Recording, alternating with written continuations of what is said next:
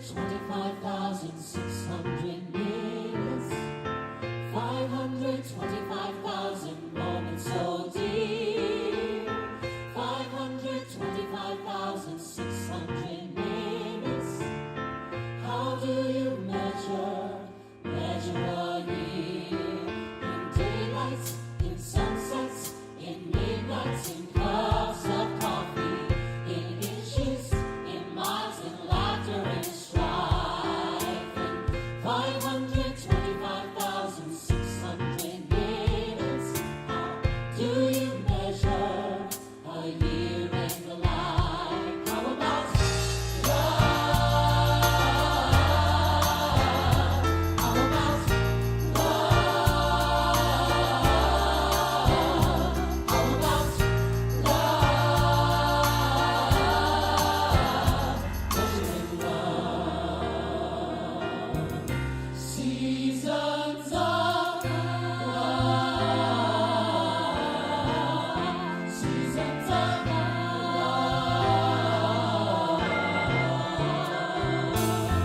525,600 minutes, 525,000 journeys to play, 525,600 minutes. How do you measure the life of a woman or man? In truth that she heard, oh, in times that he cried, the bridges she burned, or the way that she died. Your story never ends. Let's celebrate, remember, a year in the life of Chris. Remember the seasons of love.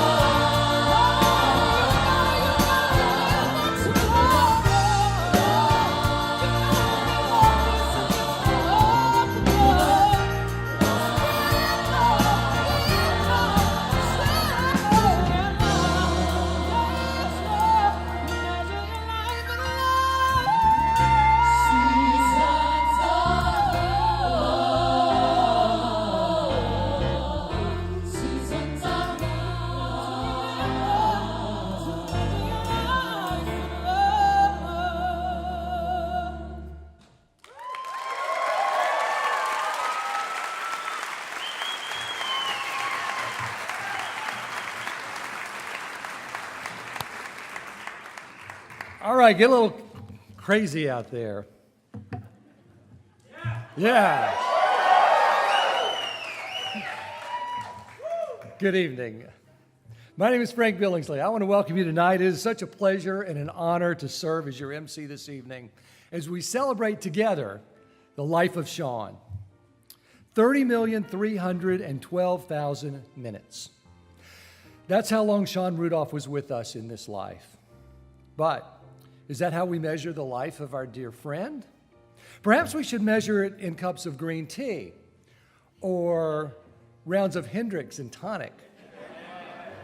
Can we count that high? Or in scoops of Baskin Robbins or boxes of See's candy. Maybe in fits of laughter and acts of love. Most importantly, we could measure Sean's life by the number of people he touched and the lives that he enriched in those 30,312,000 minutes.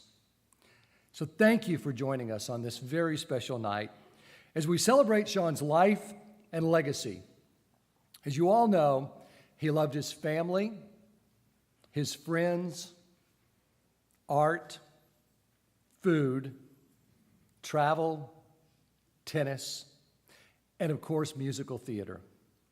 So please enjoy the show as we relive some of his major milestones with the help of those closest to him and some of Broadway and Houston's most talented performers. March 2nd, 1959, Texas Independence Day, and the day that Troy and Aline Rudolph welcomed Sean into the world. Growing up in Baytown, he was the third in a pack of 4 boys, and you can only imagine the mischief that Sean and his brothers got into. They lived across the street from the bay, and on one occasion, a neighbor's boat was mysteriously untied from the dock and seen drifting away. As a middle child, Sean quickly learned how to stand out in a crowd. His antics did not impress the nuns at his Catholic school, who often rewarded his mischievous side with lots of ear-tugging and hand-slapping. In high school, Sean played in the Robert E. Lee Baytown Marching Band and lettered 4 years on the swim team, where he was a star who set several long-standing school records. He was undecided about college until the summer after graduation, but once his choice was made, he marched confidently into his next season.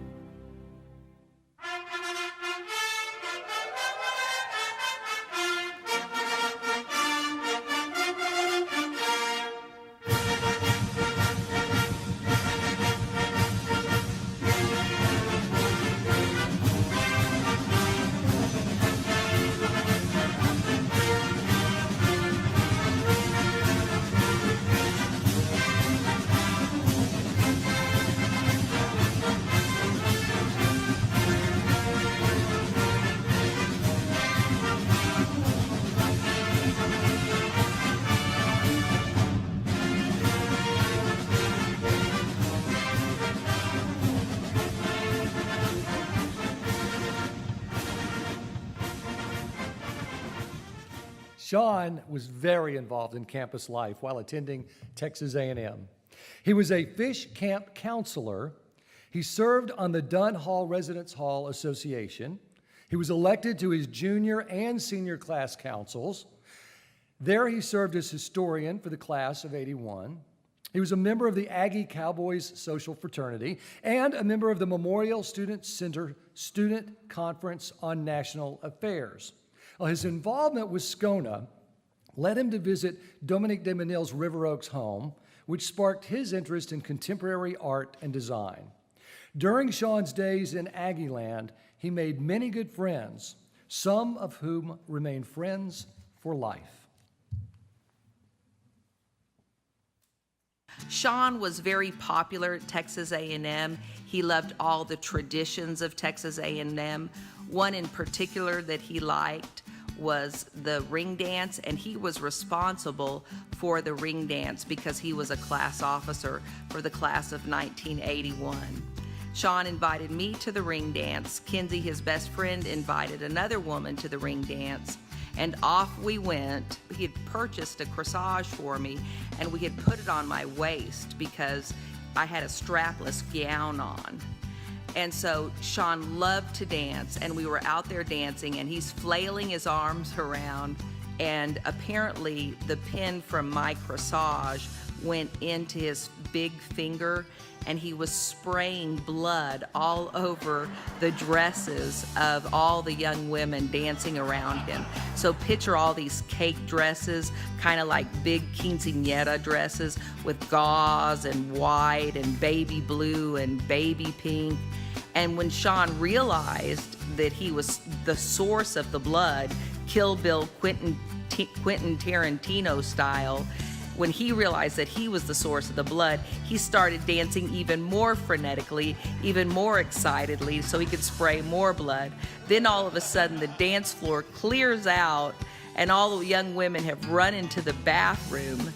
They've all run into the bathroom so that they can get the blood out of their dresses, so that when it came to take pictures in the life-size replica of the ring, everybody's dresses wouldn't be splattered in blood.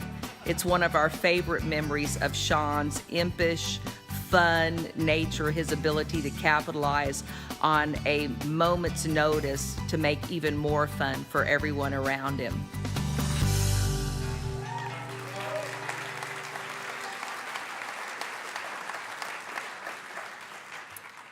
My name is Lisa Kroon, and I met Sean my sophomore year at A&M.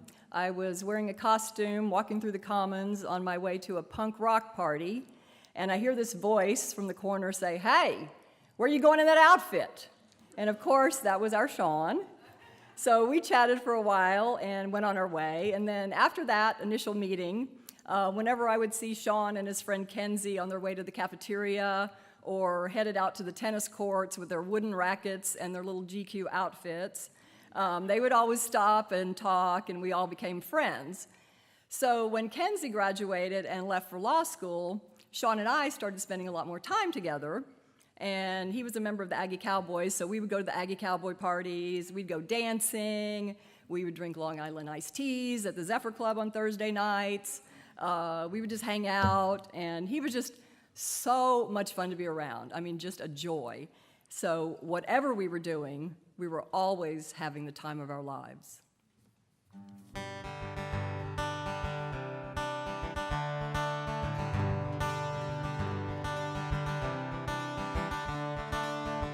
Another turning point, a fork stuck in the road. Time grabs you by the wrist, directs you where to go.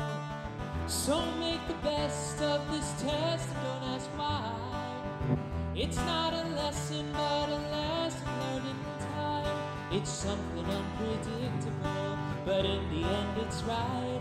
I hope you had the time of your life.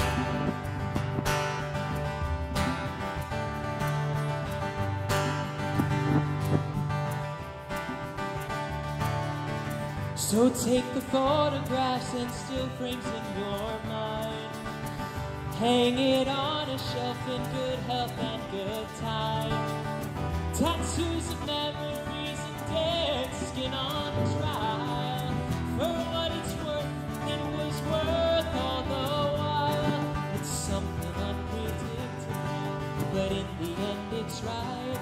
I hope you had the time of your life.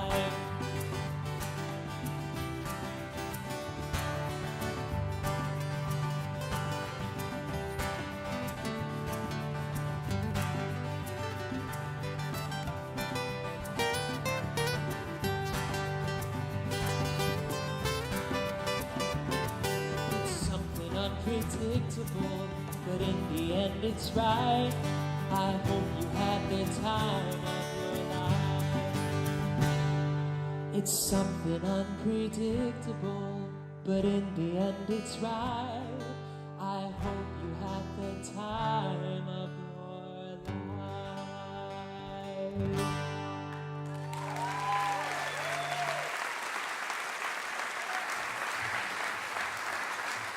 After graduating from A&M, Sean decided to move to New York City and study costume design at Parsons School of Design. Following his first year there, he did a summer internship in Brunswick, Maine, where he met his good friend and future roommate, Rob Fessler. I first met Sean at the Brunswick Music Theater in Brunswick, Maine. They did 5 shows in the span of about 8 weeks. It was incredibly difficult time for us. We were both interns. I was an acting intern. Sean was a costume intern. And what so impressed me about Sean was his artistry. He worked ceaselessly in the costume shop. They put us to work at the craziest hours. We were working well into the nights when we weren't doing shows. And one project in particular that I associate with Sean was in the musical How to Succeed in Business Without Really Trying.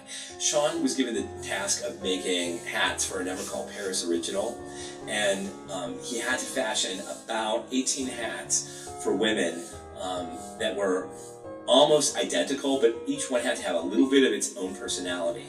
And I remember seeing him with a hammer and some mirror, smashing it up into pieces and hot gluing it onto place, and constantly getting burns on his hands. But I'll tell you something, when they were done, they were works of art. They were really amazing, and they took my breath away. And that's when I thought, you know what, I really want to get to know this guy. He's a talented artisan. He often had meals together, which were pretty hilarious, because the guy who was the head chef was a retired Army cook, literally, whose name was Cookie. And we used to have like the most grease-laden meals. Every single thing that we ate that summer, including I think the beverages, were made in the fry-o-lator. It was just pretty gross. Sean was not very pleased with the food offerings that summer. Yeah, just put it mildly.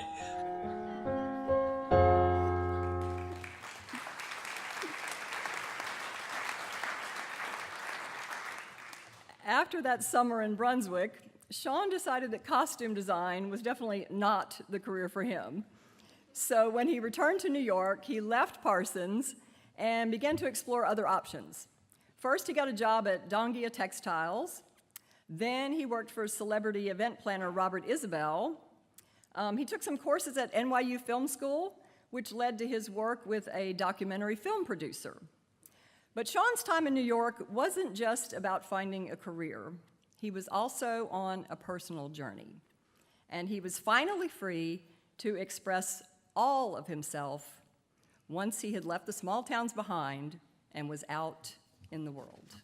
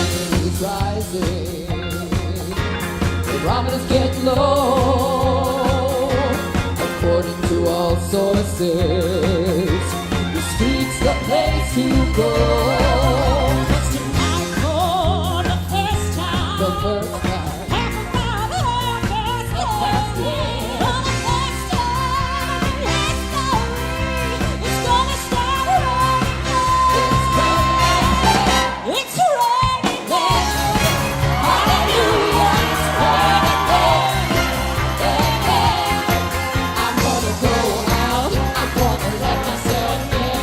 Absolutely.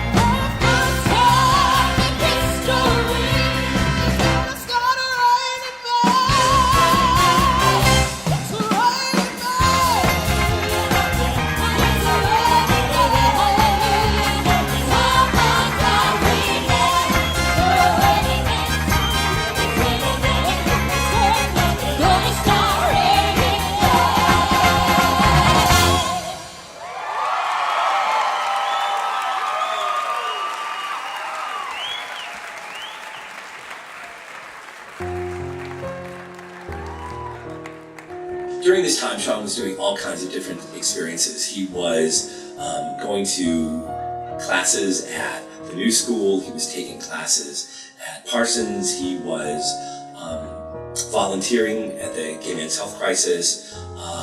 He was doing stuff that I couldn't even believe. He was very, very active. And he had a huge, wide array of friends. He was friends with people from celebrities and senators, all the way down to grocery clerks, people who were unemployed.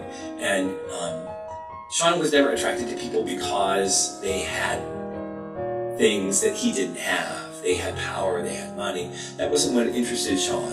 What interested Sean, I think, was if they had something to teach him. Sean was one of the best students I knew, not necessarily in the classroom because I never really saw him in the classroom, but in life. He would find somebody who was an amazing floral decorator and pick their brains on everything there was to know about floral decorating, or room design, or color theory, or politics, or literature. He was always trying to learn more and to make himself more of a Renaissance man.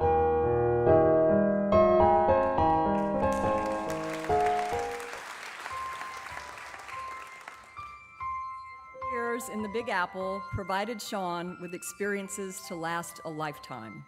But eventually, he decided that New York City just wasn't quite home. So he journeyed back to his past, returning to Texas to be near his family and some of his closest friends. Heart, don't fail me now. Courage, don't desert me. Don't turn back now that we're here. People always say life is full of choices.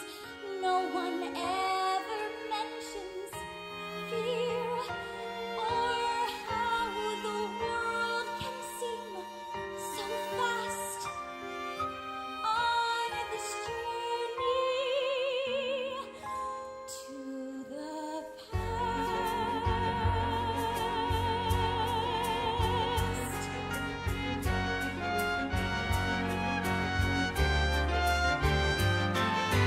Somewhere down this road, I know someone's waiting. Years of dreams just can't be wrong. Arms will open wide. I'll be safe and wanted. Finally home where I belong. Well, starting now, I'm learning fast on this journey to the past.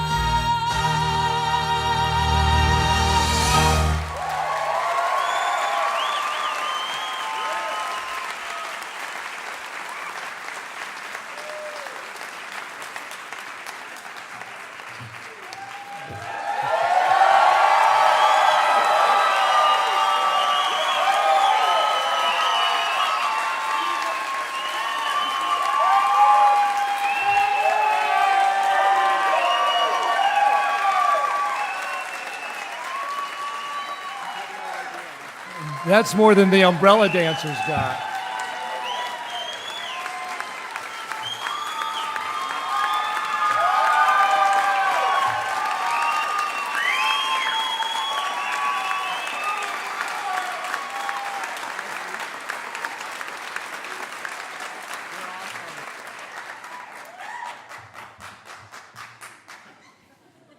I'll wait till you stop. So when Sean came home to Texas, he literally returned to his roots. He spent almost 6 months at his grandmother's farm, where he committed himself to eating right and working out. Well, the way he ate, he had to work out. These were habits that would stay with him for the rest of his life. He then returned to Houston and found rewarding work as the executive director of the Assistance Fund, a charitable organization that covered the insurance premiums for those with HIV/AIDS. While Sean was busy with the Assistance Fund, Brad was up to his own business.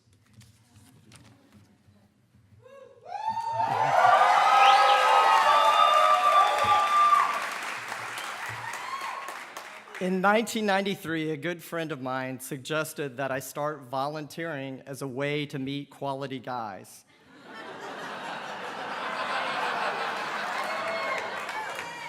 So I heard about this organization called DIFA, the Design Industry Foundation Fighting AIDS, and I began volunteering within months. I quickly started building a list of guys that I wanted to meet. At one event, I saw this guy with these amazing blue eyes. I didn't know who he was, but I saw his name tag and it said Sean. So I quickly added him to the top of my list, Sean, Mr. Blue Eyes. The following January, I was at an event at Bering United Methodist where all the DIFA volunteers got to meet with some of the charities that we raised money for. And I saw Sean across the room, but somehow my group didn't meet with Sean's group, and I got very frustrated. But later that afternoon, I was attending a friend's memorial service at St. Paul United Methodist Church, and as I parked my car, who should be happened to getting out of his Mercury Cougar right next to me was Mr. Blue Eyes Sean. This time, I was not throwing away my shot. I pounced on the opportunity, and we stood in the parking lot chatting side by side between our cars. We finally walked inside into the memorial service, and we whispered back and forth with each other the entire service. A few days later, we were on our first lunch date at River Oaks Burger Joint, and then that weekend, somehow we were on the same flight to Atlanta, Georgia, meeting different friends for the weekend. When we got back to Houston, we never looked back. We quickly had something to believe in.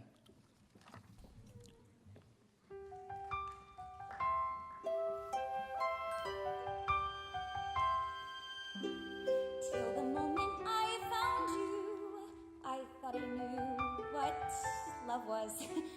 Now I'm learning what is true, that love will do what it does. The world finds ways to sting you, and then one day decides to bring you something to believe in, for even a night.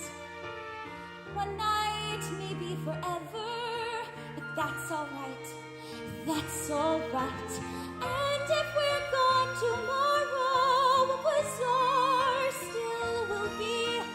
I have something to believe in, now that I know you believed in me.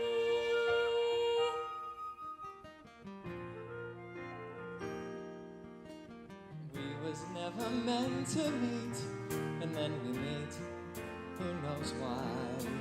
One more stranger on the street, just someone sweet passing by. An angel come to save me, who didn't even know.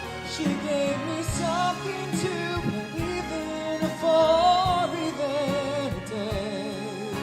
One day, maybe forever, but that's okay, that's okay. And if I'm gone tomorrow, what was or still will be. I have something to believe in, now that I know you believed in me.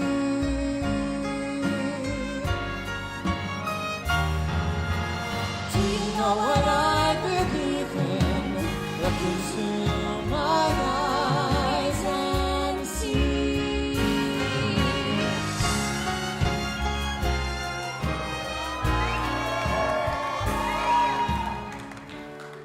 If things were different. If you weren't going to Santa Fe?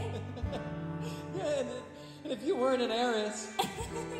And if your father wasn't after my head. You're not really scared of my father. No, I'm pretty scared of you. Oh, don't be! And if I'm gone tomorrow, What was ours still will be. I have something to believe in, now that I know you believed in me.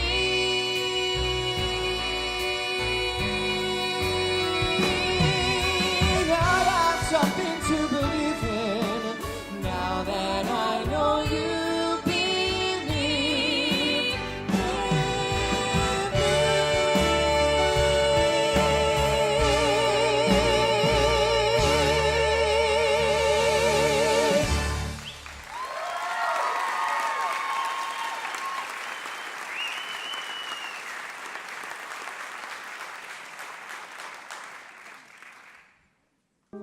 In February of 1994, I was getting a group of friends together for my husband's birthday at Pico's on Kirby, and Sean said that he would like to bring this guy that he had met that he really liked. He said his name is Brad, and he's really cute, and he likes tennis, or loves tennis, which was very important because my husband Nicholas was a professional tennis player at the time. So Brad joined us for dinner. We all had a great time. Everybody got along. And from that day on, it was Sean and Brad, Sean and Brad, Sean and Brad. And I am just so happy that we were there at the beginning of their beautiful relationship.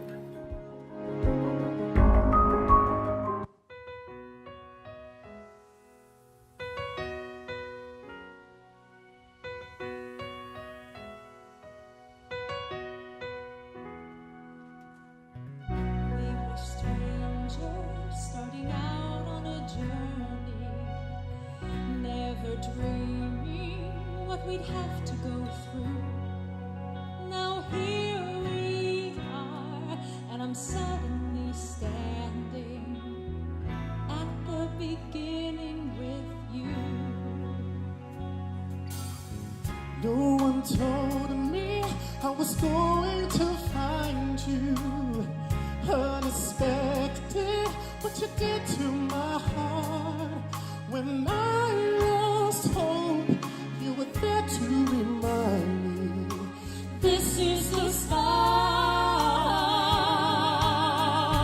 And life is a road and I wanna keep going. Love is a river, I wanna keep flowing. Life is a road, now and forever, wonderful journey. I'll be there when the world starts turning. I'll be there when the storm is through. In the end, I wanna be standing at the beginning with you.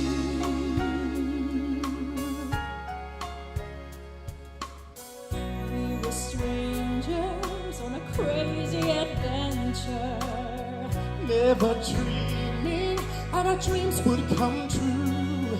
Now here we stand, unafraid of the future, at the beginning with you. And life is a road and I wanna keep going. Love is a river, I wanna keep flowing. Life is a road, now and forever, wonderful journey. I'll be there when the world stops turning. I'll be there when the storm is through. In the end, I wanna be standing at the beginning with you. I knew there was somebody somewhere, like me alone in the dark. Now I know my dreams will live on. I've been waiting so long.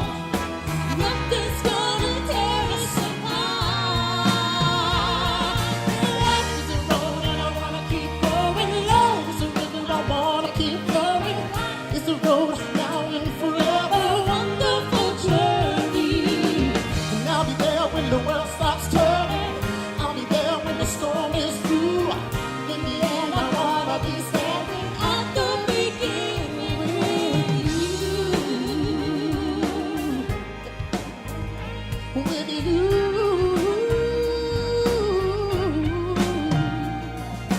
Life is a road and I wanna keep going. Love is a river I wanna keep flowing on a wonderful journey. Life is a road and I wanna keep going. Love is a river I wanna keep flowing. In the end I wanna be standing at the beginning with you.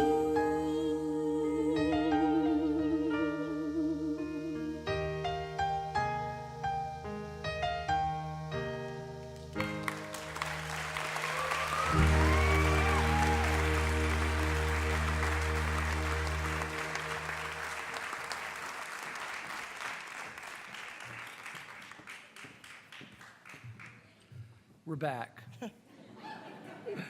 So together, Sean and Brad, that was so cute, continued to pursue their respective passions. Sean's focus remained in the world of art as he worked to launch his first gallery in 1995, calling it Slover McCutcheon Gallery, in honor of his parents' ancestral names. He quickly gained a following and became known for his innovative approach to presenting exhibitions. Early in the art business, Sean signed up to participate in a hotel art fair in Los Angeles at the Standard Hotel. Each gallery would have their own hotel room and represent their artist work. Sean hung all the artwork for the artists we represented across our hotel room, but we needed more space to lay out a bunch of unframed works on paper. So we decided to take the mattress and we crammed it into the bathroom, so we had the bed to lay the unframed works of paper on. At the time, we had purchased these works of art to resell, and these works were Takashi Murakami prints, and they represented our entire savings. So at the conclusion of our first day, our Aunt Dolly came to visit us, and she brought along our cousin and her husband and their 2-year-old daughter, Summer.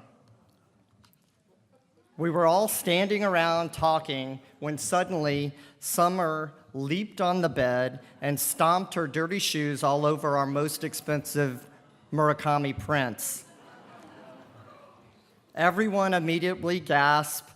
The parents clotheslined Summer off the bed, but Sean instantly looks up and says, "Summer is our newest art critic." And within seconds, everyone was laughing and at ease. This was actually a common experience with Sean. He had a way of reacting differently, even when it involved our life savings. Once something happened, Sean was someone who knew that nothing could be done about it, and he was able to move on. So what happened to Summer? Summer went to fall real quick. So art may have been Sean's primary focus, but he could not get away from the game of tennis. In exchange for free rent, Brad worked as the tennis director at their apartment complex. The 3 tennis courts that Brad oversaw there became the beginning of a joint venture that would change their lives. But it wasn't easy at first. They sold tennis products out of a courtside apartment, and as Sean liked to joke, they lived tournament to tournament, hosting events just to pay the bills. Sean loved telling the story of the time Nicholas Kroon brought God Bjorn Borg, it's in the script, to hit at their courts. He was something. He looks like that guy on the romance novels. So the Swedish tennis legend tried to pay for 2 cans of tennis balls with a $100 bill. And Sean, of course, didn't have change. So what do you do? Well, Sean handed the balls over for free, but always regretted not taking the 100 and putting it in the cash register. As it turns out, they did not need Bjorn's bucks in the long run. Thanks to Sean and Brad's persistence and hard work, their small little tournament-to-tournament operation became what we know today as Tennis Express. one of the largest.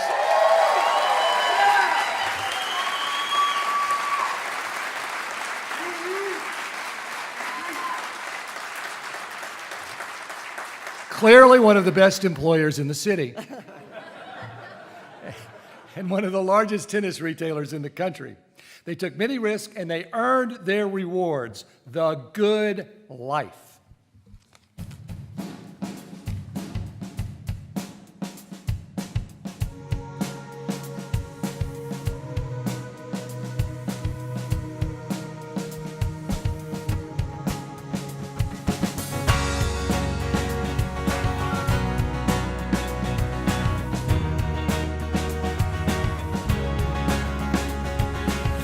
Woke up in London yesterday, got myself in the city near Piccadilly. Don't really know how I got here. I got some pictures on my phone, new names and numbers that I don't know. Address to places like Abbey Road. Day turns to night, night turns to whatever we want. We're young enough to say, oh, this has gotta be the good life. She's gotta be the good life. This could be the good life. We say, oh, feeling that she can't fight, like the city is on fire tonight. This has gotta be the good life, good life.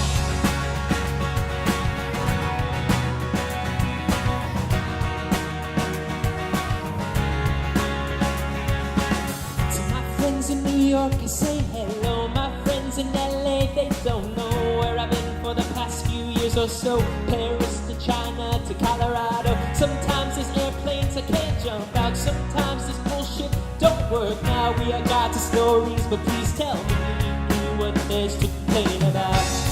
When you're happy like a fool, let it take you over.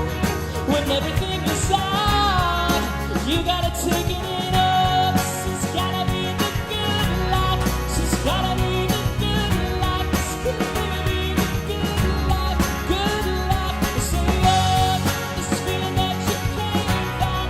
The city's on fire tonight. This could be the good life, good life.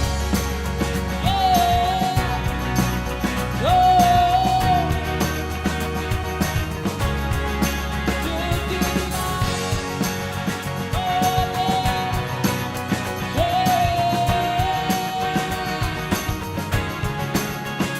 Hopelessly, I feel like there might be something that I missed. Hopelessly, I feel like the window closes oh so quick. Hopelessly, I'm taking a mental picture of you now. 'Cause hopelessly, the hope is we have so much to feel good about.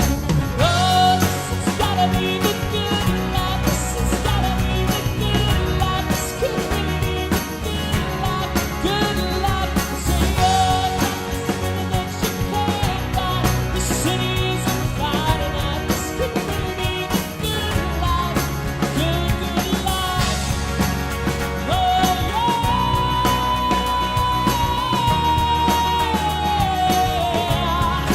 Good life. So my friends in New York say hello. My friends in LA, they don't know where I've been for the past few years or so. Paris to Houston to Colorado. Sometimes there's airplanes I can't jump out. Sometimes this bullshit don't work. Now we are God's stories, but please tell me what there's to complain about.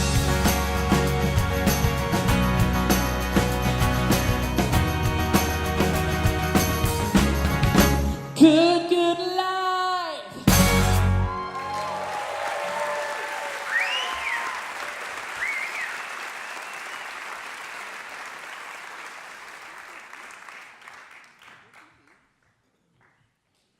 He had impeccable taste. Everything from his friends to Hendrick's Gin. The art in his gallery to the trendiest bars in New York, the latest hit on Broadway.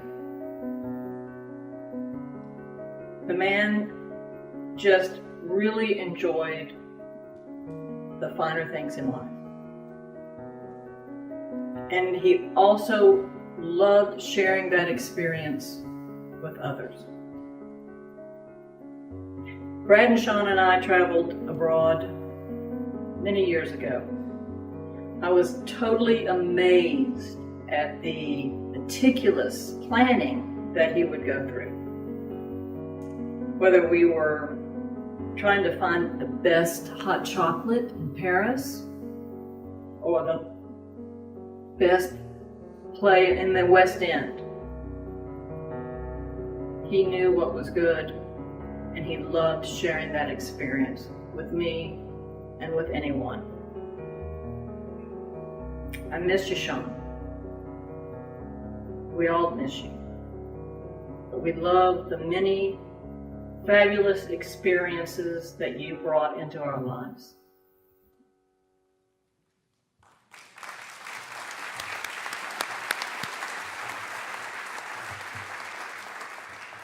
So New York, Paris, London, Sean and Brad's travel trifecta.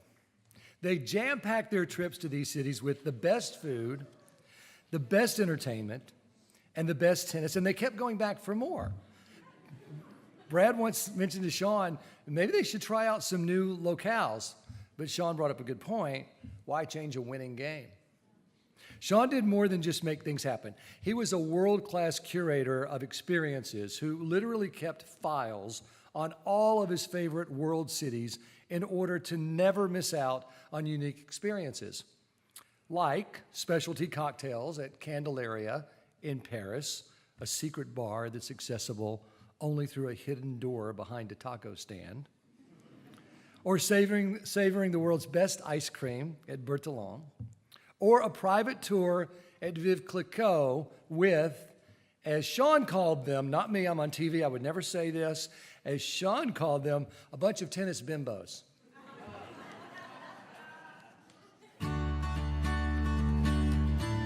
Hi guys, it's Mike and Lily from Tokyo. We're here coaching up-and-coming American Frances Tiafoe. We wanted to be there for the Life of Sean show. We wish we could. We're going to tell you a few stories, funny stories, and about our loved one, Sean. We were in Paris one night, and it was my birthday, and we had no reservations for any restaurants. And as you all know, Sean is really good at finding the best places to go to. So it's late already, so we have no reservations, but yet he doesn't want to settle to go to just any restaurant. So we go to one of the fanciest places in Paris, and he goes and talks to the manager because we had no reservations. So the guy, 5 minutes later, the guy's like, okay, come in. So we went in, and it was an amazing experience. It was my first time eating in a restaurant. They had a tasting menu, and it was just amazing. I loved it. Thank you, Sean. And Sean was always a big supporter of mine on the court and off the court. Sean and Brad traveled to all 4 Grand Slams to watch me play and root me on. So, they went to Australian Open, they went to the French Open, they went to the US Open. I have a story of the US Open. And when they went to Wimbledon. Yes, great stories. So, Wimbledon, Sean and Brad were in the player's box, center court. I'm opening against Rafael Nadal, who was #1 in the world at the time. And to be able to share that moment with Sean and Brad, obviously not only was it special for me, but to have my best friends there supporting me was, I couldn't ask for anything more. Also the US Open, the story. The US Open that was a funny story, a little crazy story. So again, first round, I'm playing Andy Roddick night match, Arthur Ashe Stadium, incredible atmosphere. So I'm wearing these sponsor patches, but I don't have anyone to put them on my shirts.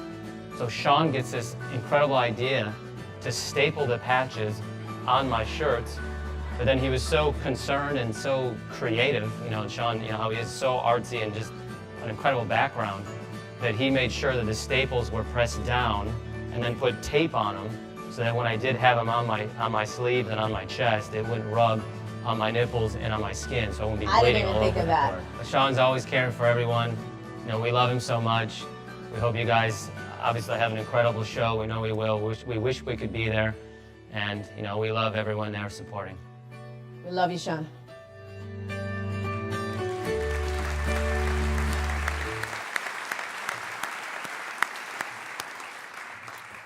Brad and Sean made countless travel memories together, cheering for friends from private suites at Grand Slam tournaments, dinners with tennis stars that would be interrupted by British royalty wanting photo ops, Or the one time that Sean refused to let this petite, feisty woman cut in line at a bar.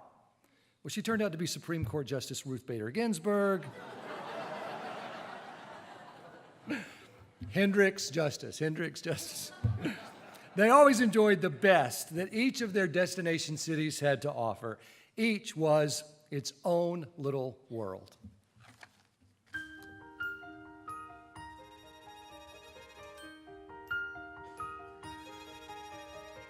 I can show you the world, shining, shimmering, splendid. Tell me, princess, now when did you last let your heart decide? I can open your eyes, take you wonder by wonder, over, sideways, and under, on a magic carpet ride, a whole new world, a new fantastic point of view. No one to tell us no, or where to go, or say we're only dreaming. A new world, a dazzling place I never knew. But when I'm way up here, it's crystal clear. And now I'm in a whole new world with you. Now I'm in a whole new world with you. Unbelievable sights, indescribable feeling, soaring, tumbling, freewheeling through an endless time and sky. A whole new world. Don't you dare close your eyes. Hold your breath, it gets better. I'm like a shooting star. I've come so far. I can't go back to where I A whole new every world with new horizons every to moment pursue. I'll chase them anywhere. There's time to spare. Let me share this whole new world with you.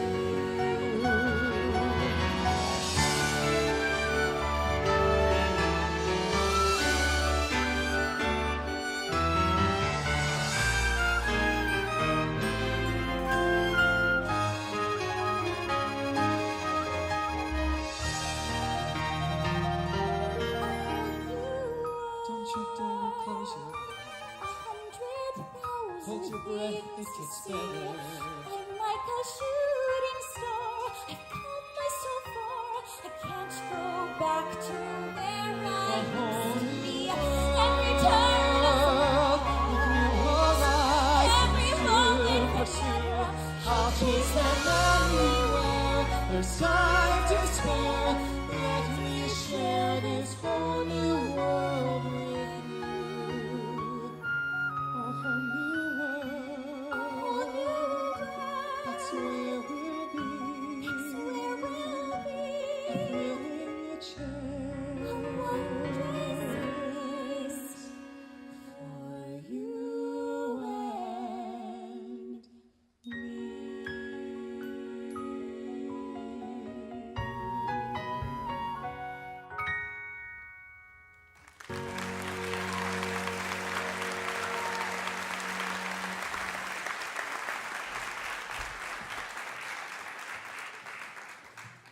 So, one of the many nice things about being in Sean's world, you never waited for a table in a restaurant.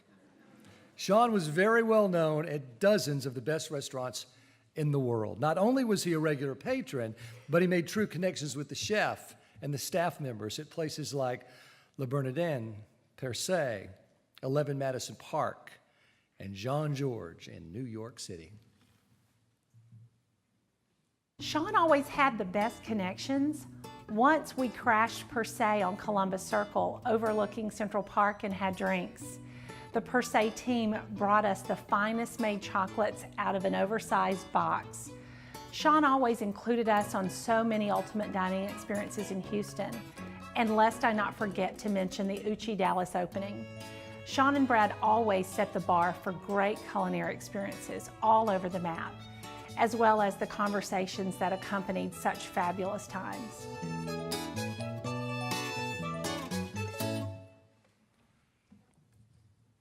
too bad we couldn't all be at Sean's table.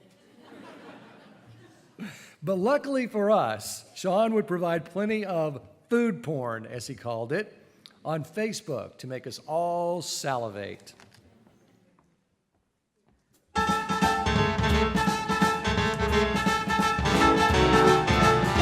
I can cook too. On top of the rest, my seafood's the best in the town. Yes, I can cook too. My fish can't be beat. My sugar's the sweetest around. I'm the perfect ideal for the perfect meal, right down to my dirty task.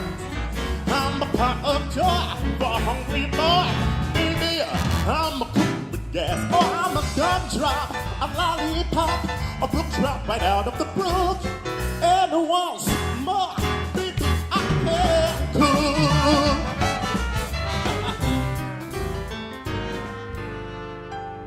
Now, some guys make a magazine cover.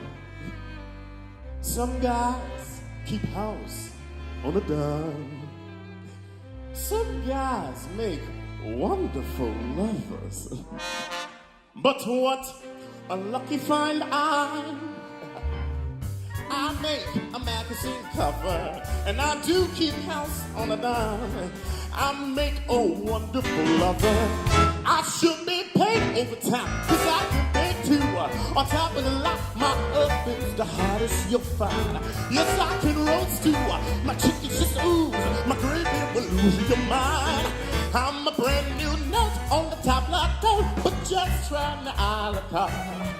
With the single course, you can choke a horse. Baby, you don't know what to start. Oh, I'm an hors d'oeuvre, a jelly prepare, not out your recipe book. And once more, baby, I can cook. Hey, take it.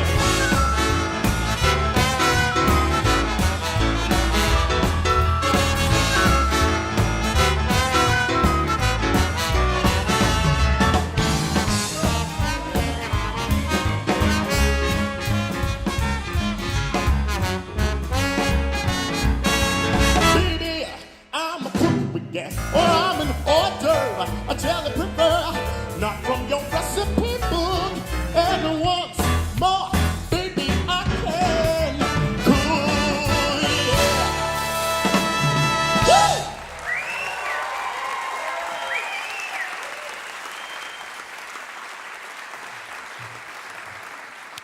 And that was some amazing food, too. But, as we said before, you eat all of that, you've got to work out. All of those delectable dishes meant plenty of hours spent at the gym. Unlike most of us, Sean loved pushing himself to the limit during his workouts. His 3 trainers in Houston and 1 in New York, no wonder he looked so good, never took it easy on him. And he had the biceps and the quad muscles to prove it. Only Rafa Nadal could rock a Nike sleeveless tee quite like Sean.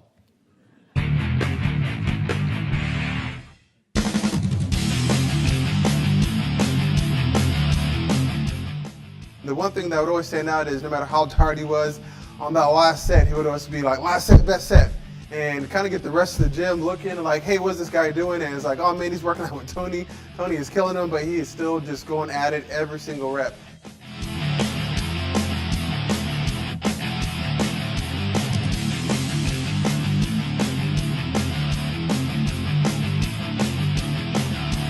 One time Sean invited me to work out with him, and that one time turned into like 3-4 years workout partner. And so throughout our workouts, he would always lift heavier than I was, and he would always call me, you're weak, or he would say, you're a So then I was like, all right, that's a challenge. Sounds like a challenge, and I like challenges. So then, with all the smack talk from Sean and all the push from Sean, I was able to start lifting heavy and keep up with him.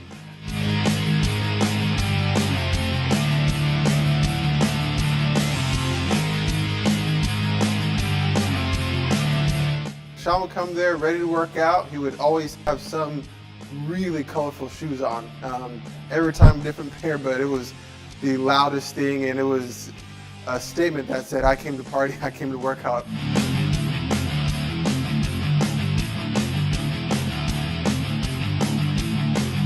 This one time, we had to do a workout where we alternated in between narrow push-ups and wide push-ups all the way up this ladder, and then we had to go all the way back. It was my first time doing the workout, and Sean made me go before him. And next thing you know, I fail halfway up the ladder. Right after me, Sean gets on, and he goes all the way up the ladder and all the way back like it's nothing for him. Seeing this guy that's more than twice my age outdo me in this just made me realize what a hard worker and what an amazing person Sean was.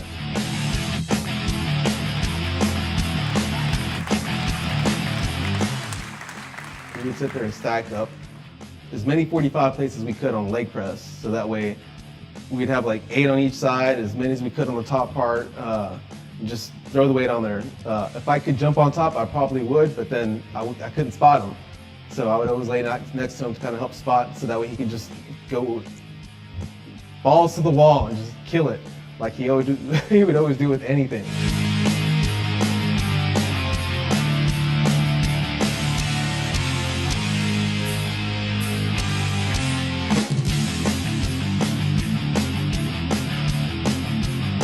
We always had some really cool banter, really funny banter back and forth when I was training with him. He loved working out. I always enjoyed my time with him in the gym. I always got some awesome energy from him.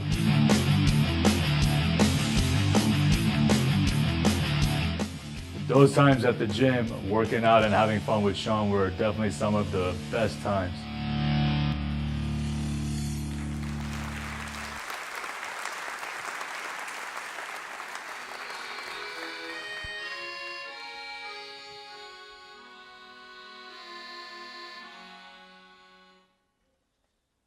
The best of times is now. What's left of summer but a faded rose. The best of times is now. As for tomorrow, well, who knows, who knows, who knows. So hold this moment fast and live and love as hard as you know how, and make this moment last, because the best of times is now, is now, is now, now. Forgotten yesterday. Now tomorrow is too far away, and so hold this moment fast and live and love as hard as you know how, and make this moment last, because the best of times is now, is now, is now. The best of times is now. What's left of summer but a faded rose. The best of times is now. As for tomorrow, well, who knows, who knows. So hold this moment fast and live and love.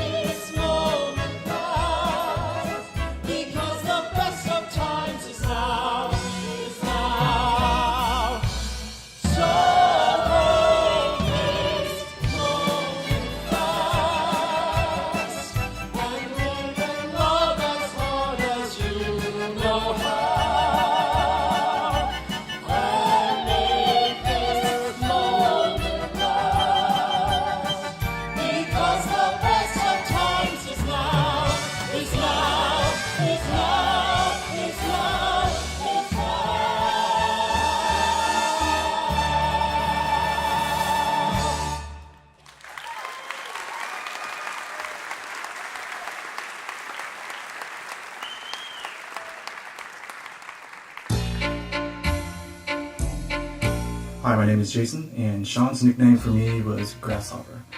I'm not really sure why he called me that. I think I showed up on my first day and I didn't really know much. Folks, Gary here, or JB as Sean always called me. The nickname that we had for each other was Pumpkin. I believe my nickname was Pistol, but I'm not sure if it was Brad's idea or Sean's. Well, either way, I'm a pistol. Sean, you always called me Devo because I was high maintenance. I think it's kind of ironic because you're also high maintenance. You're also a Devo. I love you. 2 Devos. One of the few nicknames that Sean would ever call me was Mexican or Mexicant. And so, you know, whenever I could do something, oh, the Mexican, do it. And whenever I would say that's kind of hard or whatever, it would be more of a Mexicant. I would always call him Gringo. Hi, my name is Yang Zing, and Sean's nickname for me was Young Thing. For me, my nickname was just my initials, WH.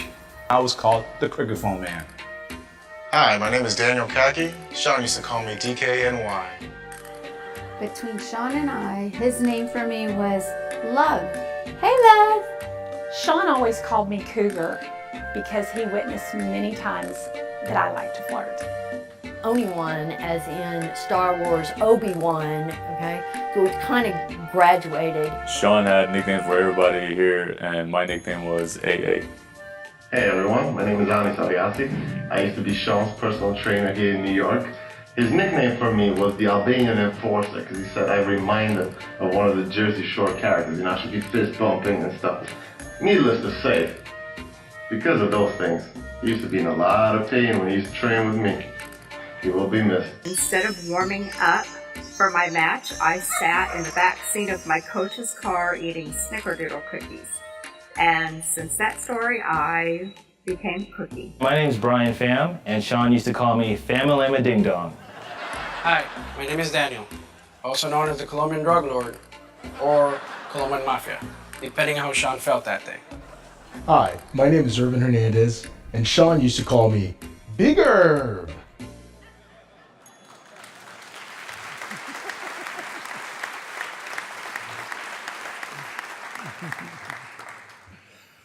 Well, in 2012, as I'm sure you know, Sean and Brad adopted a senior Norwich Terrier named Cooper.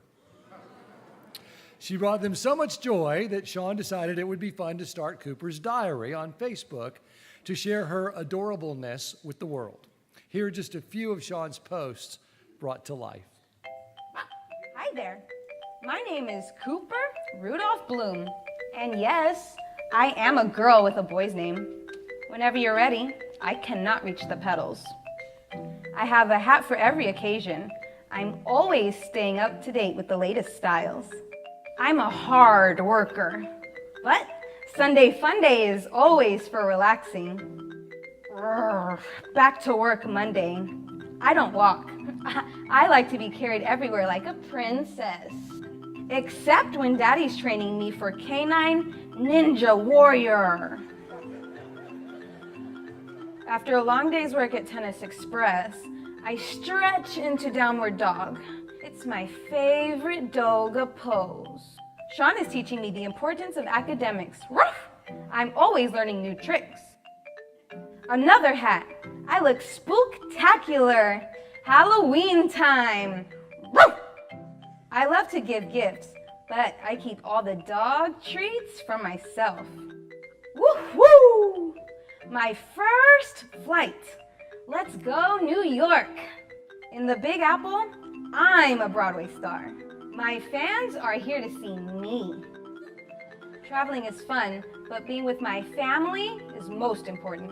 Bye-bye, New York. Everyone, get your treats ready. Ruff!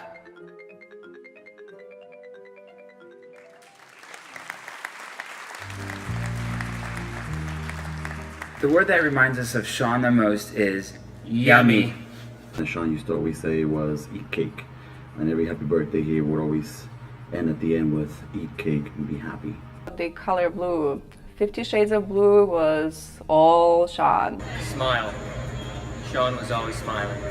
Hardworking, driven, and motivating. courageous, very artsy, and very loving. American Ninja Warrior. That was your favorite show. If I had to come with one word to describe Sean, it would have to be flawless. So whenever we think about Sean, it's always wheels up. Passionate, accurate, glowing. So a few words that reminds me of Sean is powerful, inspiring, and determined. Badass. Lacoste. He was always wearing this famous alligator. When I think of Sean, I think about strong, enthusiastic, artistic, never-ending love. He will forever be my heart. Love you, Sean.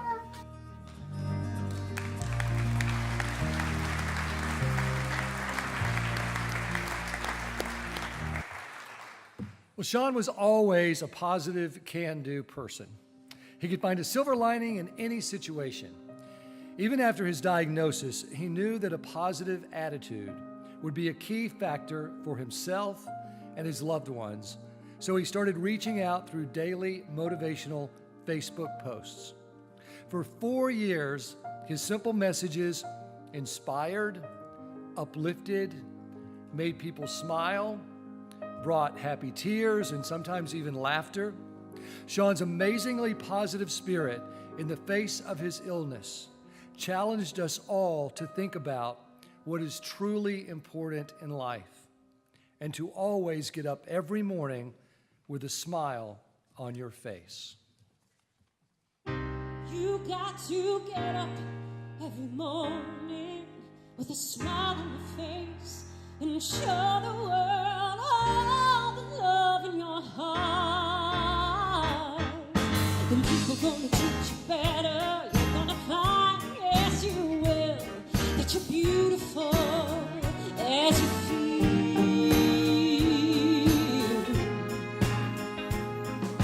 Waiting at the station as the workday winds are blowing, I got nothing to do but watch the passers by. Mirrored in their faces, I see frustration growing, and they don't see it showing. Why do I? You got to get up every morning with a smile on your face and show the world all the love in your heart. Then people gonna treat you better. You're gonna find, yes you will, that you're beautiful as you feel. I have often asked myself the reason for the sadness in a world where tears are just a lullaby. Maybe there's an answer, and we can end all the madness. Maybe not, oh, but surely we can try. You got to get up every morning with a smile on your face and show the world all the love in your heart. Then people gonna treat you better.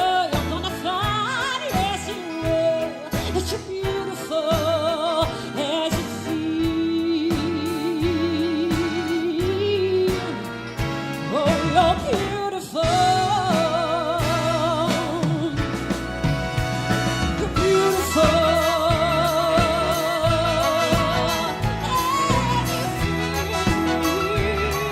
You're beautiful as you feel.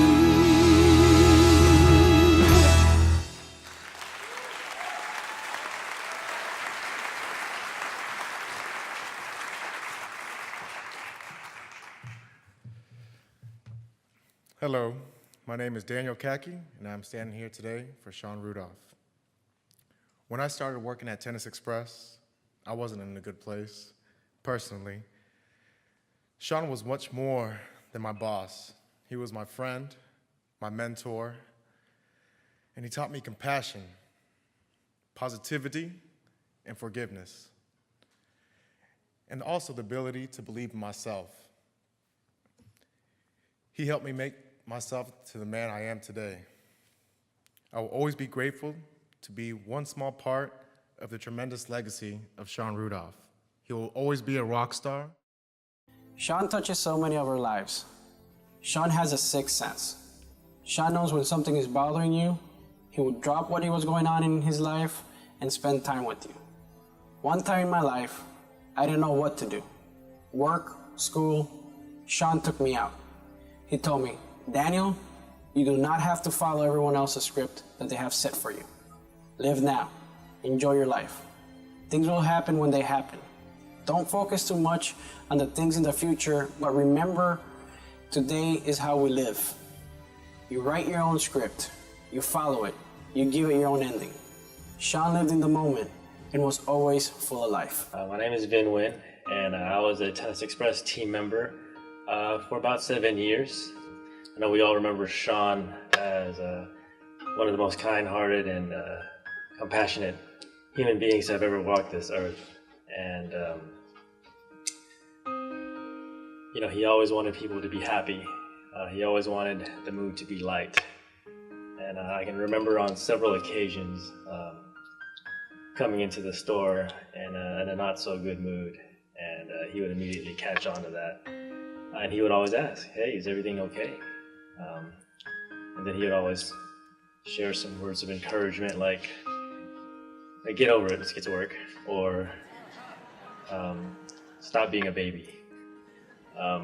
You know, however, he was also always the first person to put his arm around you and say, hey, if there's ever anything you need, just let me know. And if there's anyone that would hold true to his word, it was Sean. Back in 2010, I had made a decision that I needed to move out of Houston and start over. When I shared this with Brad and Sean had approached me and said, look, why don't you stay and we'll pay for at least the first couple of years of school to get you back on the path that you want to be on. He also let me know that, you know, I was an important part of the team, and that would be hard to replace, and that meant a lot. So, you know, I thought about it, and I took him up on that offer. So in 2010, I started school again, stayed with Tennis Express, and have since then completed my undergraduate degree, completed my MBA, and actually now in my last year of my doctorate program in business and on entrepreneurship at that. You know, these gentlemen, they're an inspiration to me. When I first came through the doors at Tennis Express at 17, I was just a scrawny little kid. I couldn't even look a stranger in the eye. I had no confidence in myself, and I didn't believe in myself. But Sean believed in me. He taught me so much and molded me and helped me grow into the man that I am today. Sean wasn't just a great boss, mentor, and friend. He was like a second parent to me. He taught me how to be a great worker and also taught me how to be a great leader. One day he told me he wanted me to be a manager of the store, which meant a lot to me. He would teach me how to be positive. Every day he saw me, there was a different joke about me. Either it was, Brian, you're getting too fat, or Chantal's too good for you. Has she left you yet? He taught me how to have a good time with people and how to see the good in everybody. Even when Sean was away or in the hospital, he would always text me. Sean's last text to me was, you're awesome and I really mean it. Sean hired me to work here at Tennis Express as a stringer. During my 5-year tenure here, I learned a lot from Sean. That was one of his major projects at the time. And over time, I came to learn about Sean and see his true colors. And his colors were as beautiful as the paintings that he loved. I was always looking to Sean for help. He was always there to lend a helping hand. Because of Sean, I was able to finish school, get my act together, start a family, and live a beautiful life. One day I hope to pass on my life lessons, the lessons that Sean taught me, onto my daughters, and in that way pass on a piece of Sean. Sean helped me find myself.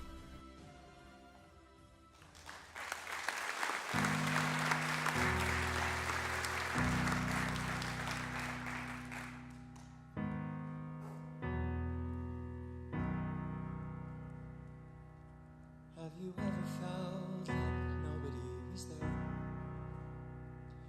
Have you ever felt forgotten in the middle of nowhere? Have you ever felt like you could disappear? Like you could fall and no one would hear? Well, let that lonely feeling wash away. Maybe there's a reason to believe you'll be okay. 'Cause when you don't feel strong enough to stand, you can reach out your hand. And oh, someone will come running, and I know will take you home. Even when the dark comes crashing through, when you need a friend to carry you, when you're broken on the ground, you will be found. So let the sun come streaming in, 'cause you'll reach up and you'll rise again. Lift your head and look around, you will be found. You will be found.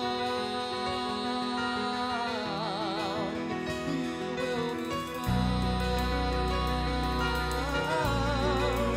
You will be found. You will be found. There's a place where we don't have to feel unknown. And every time that you call out, you're a little less alone. If you only say the word, From across the silence, your voice will hurt. Oh, someone will come running. Oh, to take you home. To take you home. Take you home. To take you home. Even when the dark comes crashing through, when you need a friend to carry you, when you're broken on the ground.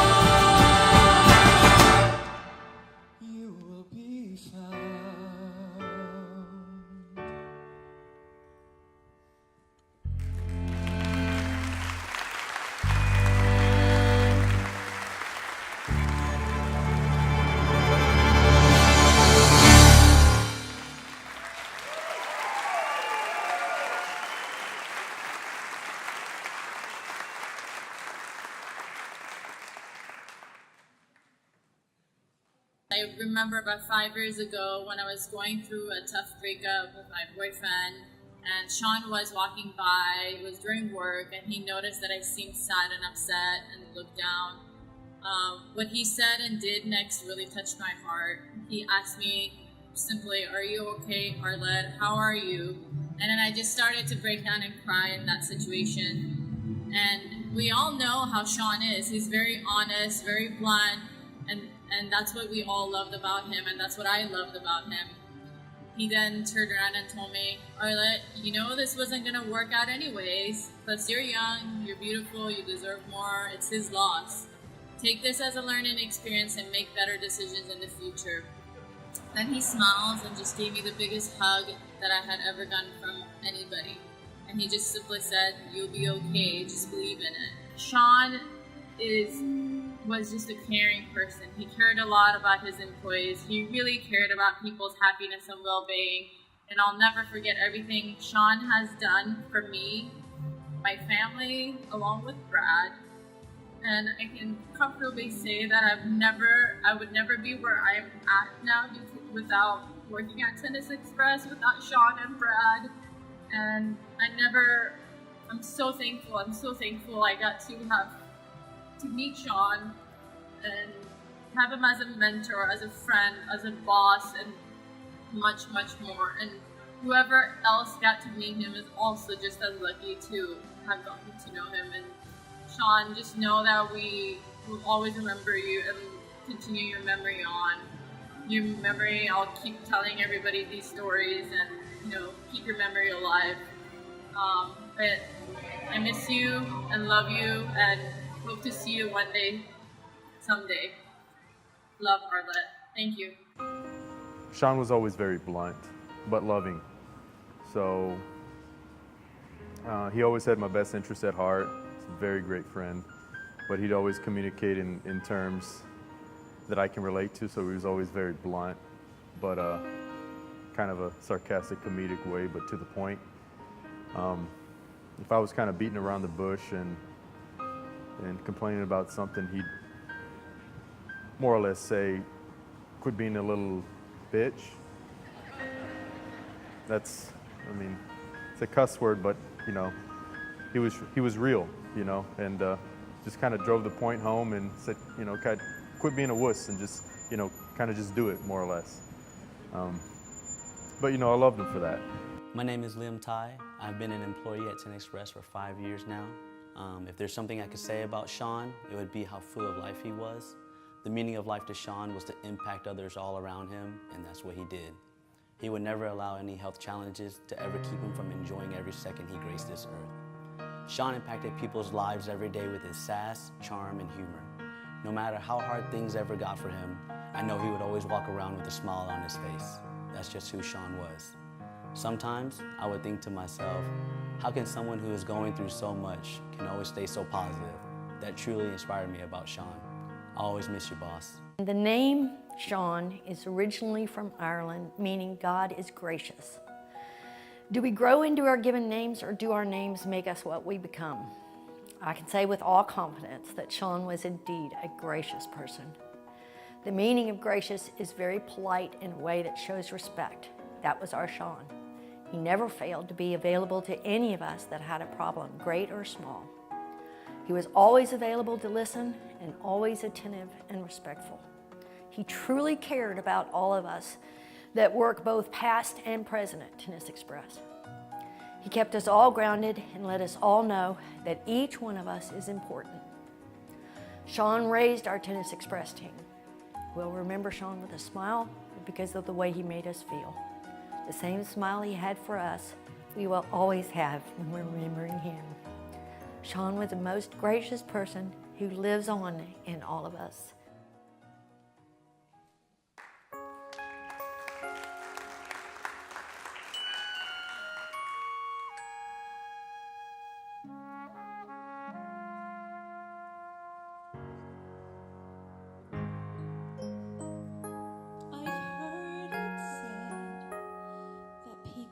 Come into our lives for a reason, bringing something we must learn.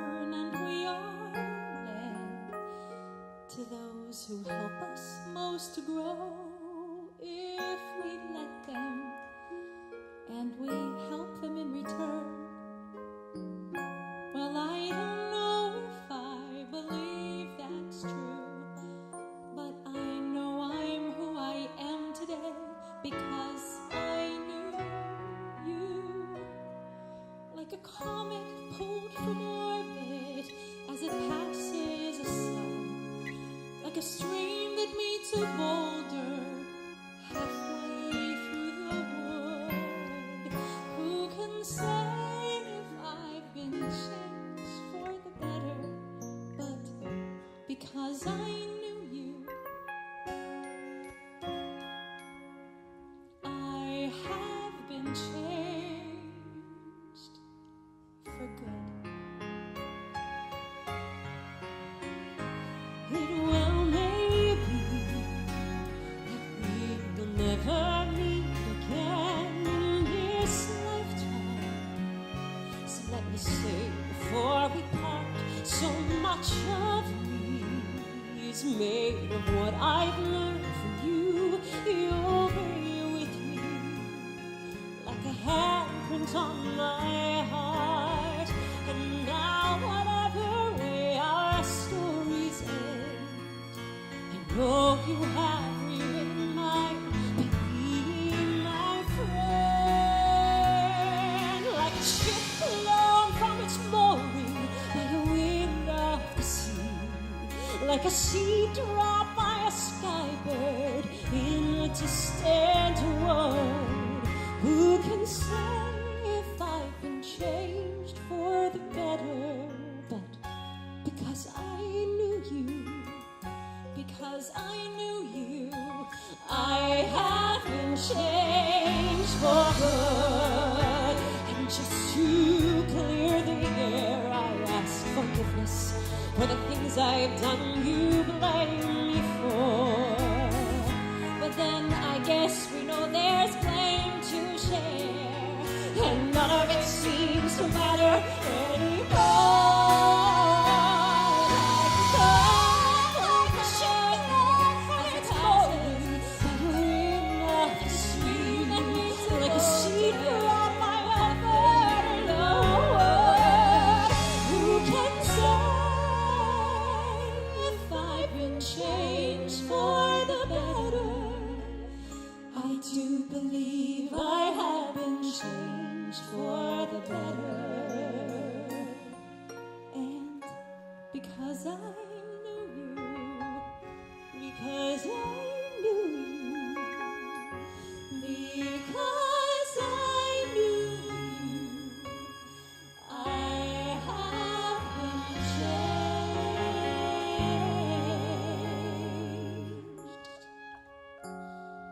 for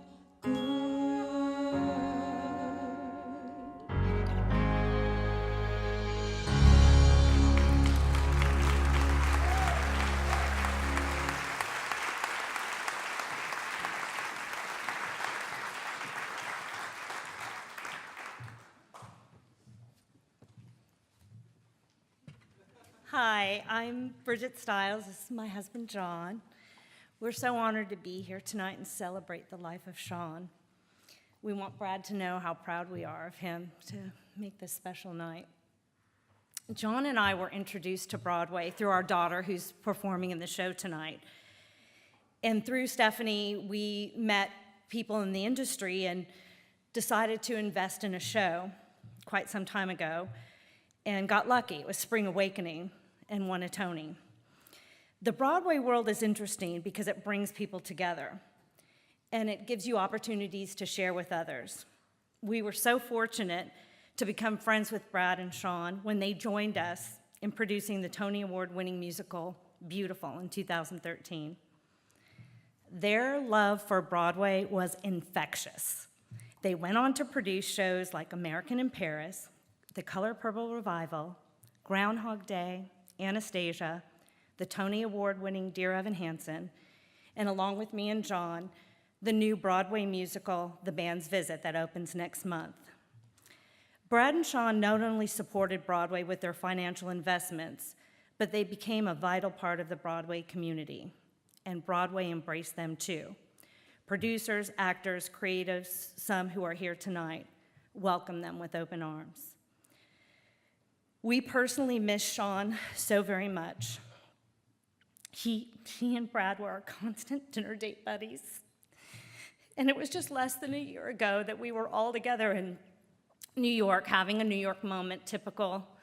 Sean, just weeks before passing, was celebrating my daughter's birthday party in a room full of 26-year-olds, and just living life and soaking it up and just full of joy. I'm sure many of you here tonight were introduced to Broadway by Sean and Brad, as they were so generous to share their passion with friends and family. One of Sean's favorite books of a musical was The Color Purple. And it was just 2 years ago, he and Brad celebrated the star-studded opening night premiere of The Color Purple revival on Broadway, where the night was filled with power, emotion, and celebration. So tonight, please welcome back on stage members of our talented cast as they perform the title song from this show that was so special to Sean, The Color Purple.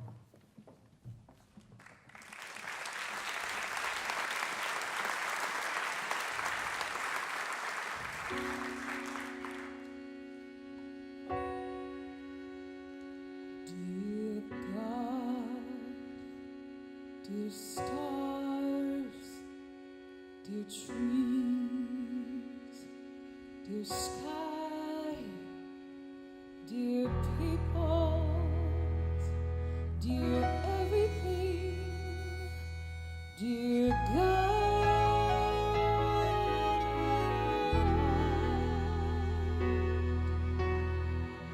God is inside me and everyone else that was or ever will be. I came into this world with God,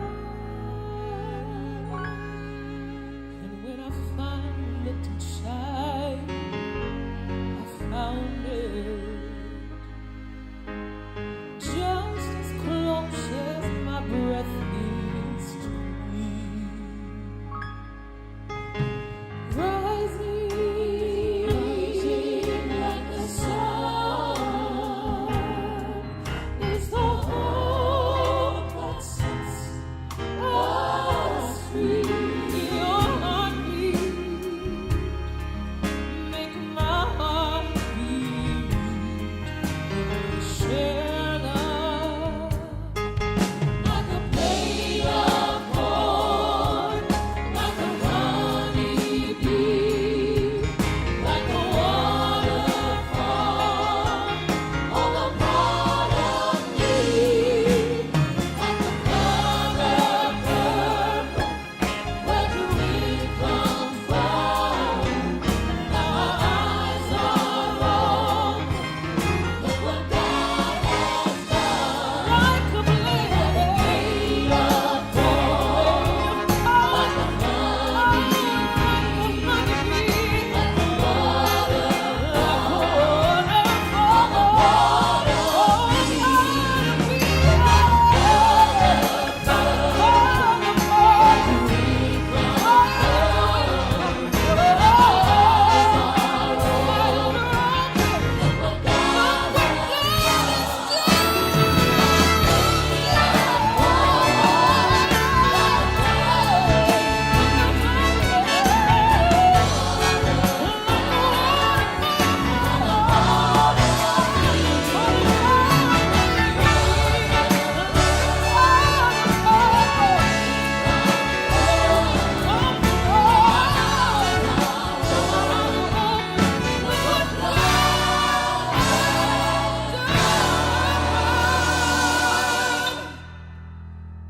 I don't think I feel old at all.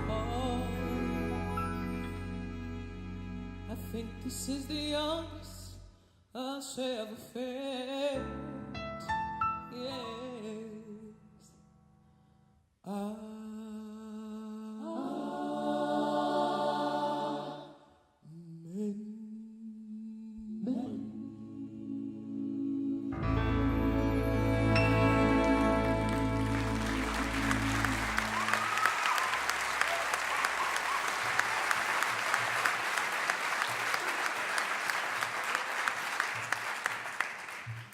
Tonight, we've heard so many stories about Sean's willingness and support of others and helping make other people's dreams come true. It's funny, so many people knew these stories, but after Sean's passing, there was even more stories, stories after story after story of things that Brad didn't even know about, where Sean was helping people. He was such an example by his own discipline and ambition, and it was never more clear in his battle with cancer.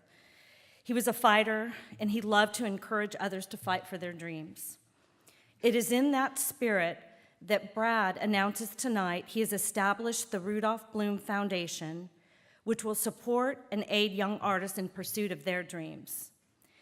The foundation will provide 100% of all its contributions to the support of young artists through scholarships for education, development of projects, new works, films, music, and art. The theater industry is unique in its competitiveness, where young artists struggle toward their dreams of attending school, establishing their careers, or developing projects. Brad will continue Sean's love of helping mentor young artists through the foundation with financial support for these deserving young people. The foundation has committed already to support the Broadway Cares organization, the Museum of Fine Arts Houston, by sponsoring an artist a year for $10,000, and recently sponsoring a young New York filmmaker, Nathaniel Irvin, for his short film titled One that is currently shooting. Brad looks forward to honoring Sean's legacy through generous support to young people everywhere, and hopes many of you here tonight will join in that effort for years to come. Tonight, Brad is thrilled to share the story of another young artist here in Houston who received a scholarship for his education, an amazing high school senior, Ryan Simone, who we will hear from in this next video.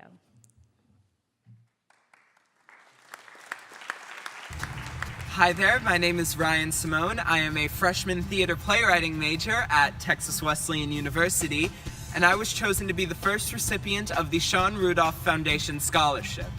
Now, throughout my short career as a musical theater playwright, I've been involved in multiple different communities and programs throughout the Houston performing arts community, such as TUTS, ITS, TRW, and high school programs such as Cypress Ranch High Schools. And now I'm given the opportunity to study playwriting on the collegiate level thanks to the Sean Rudolph Foundation Scholarship. So I'd like to thank you, Mr. Bloom, and the Sean Rudolph Foundation for not only presenting me, but others in the future with the opportunity to take our passions and to learn from them. I believe that programs like yours really are fundamental to the community of theater as a whole, and I'm incredibly grateful for all the opportunities that you're presenting me with. Thank you very much.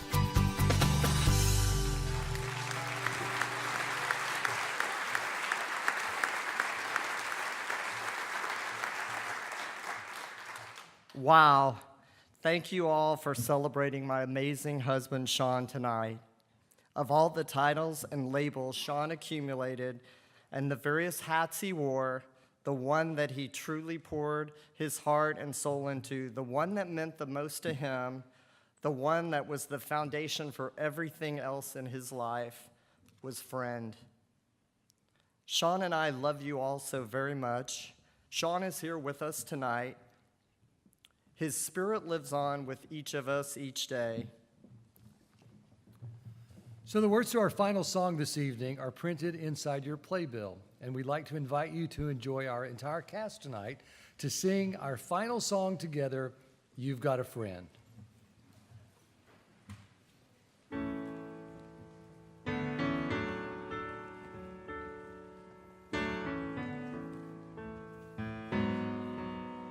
When you're down and troubled and you need some love and care, and nothing's going right. Close your eyes and think of me, and soon I will be there to brighten up even your darkest nights. You just call out my name, and you know wherever I am, I'll come running to see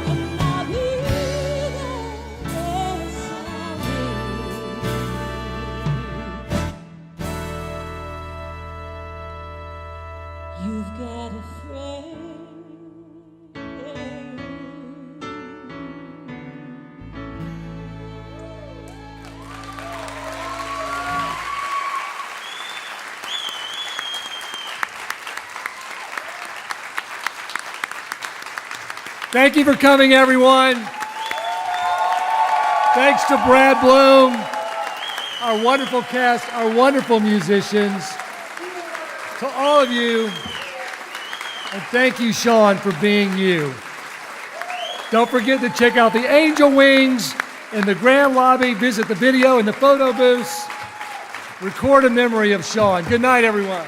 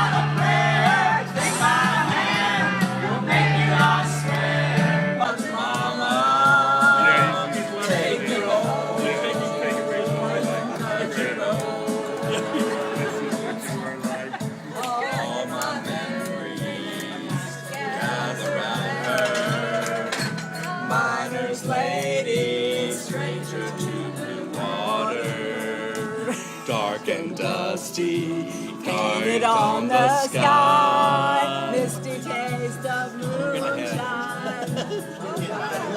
We love you guys. You've been amazing. It's incredible. I mean, you've all been there. You've all seen it. You all know. Okay. You know. Sit down. No! I was going to say, I love ya. I love you too. Sit down. Love you guys. He was a great boss, very dedicated, hardworking, and always a happy man. Never a dull moment. You know, it was always a pleasure to see him, and you know, just somebody very happy. You know, somebody that was always asking questions, looking to help somebody. How can I help you? What can I do to make things a lot easier? To try to figure out situations and stuff like that. So, if there's a way to do things without expecting anything, he was one of those persons. He would do anything to help other people. And that's one thing I learned from him. Thank you for teaching me everything I knew today. You know, you're a role model to me. You're like a dad to me, man. I'm really, I can't believe, you're not here right now, but, this event's beautiful, man. I miss you a lot. Just wanted to say a message to Sean. Really appreciate you being a really good mentor and a great person to this whole world. Such a beautiful heart, beautiful smile, beautiful attitude. I just want to say thank you for being a part of my life, give me a lot of guidance, and always being for me there to talk and give a hug and just hear me out. So